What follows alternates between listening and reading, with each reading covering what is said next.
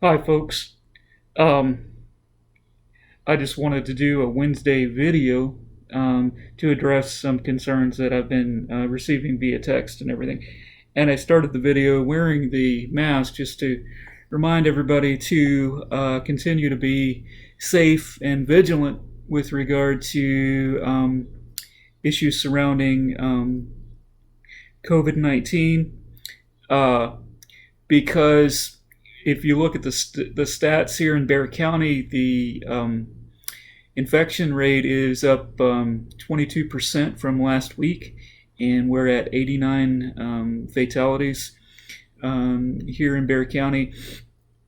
And most of you probably have heard that beginning Monday, the mayor is requiring that everyone wear the masks again to go to work and venture out and everything, which is in opposition to the governor's statement, the governor's order. Really, in history, bears this out. The worst thing that we can do is politicize a pandemic. Those of you like me that grew up in the 80s, you'll know and you can look this up historically as well, that far more people died via HIV and AIDS in the 80s prior to 1996 really than had to, because of how politicized it was, because it was labeled gay disease and so on and so forth. COVID-19 now is being labeled as, in some circles, quote unquote left wing hoax and all this other stuff. And, but it's not something that's political. It's a contagion that can really do some damage. And I personally know of people who had it and then didn't have it and now have it again. And I'm personally very high risk. I have not really left my one room cell since around March 15th. I've gone out, I think, 2 or 3 times, very, very briefly in that time. In any case, so again, be careful, be safe. I know we're all tired of this, and we want to get out and want to do stuff, particularly if you're protesting and all that. And I do understand the urgency of that, but again, be careful. I have a African American longtime friend of mine who posted that he doesn't mind dying of coronavirus, but he wants his voice to be heard.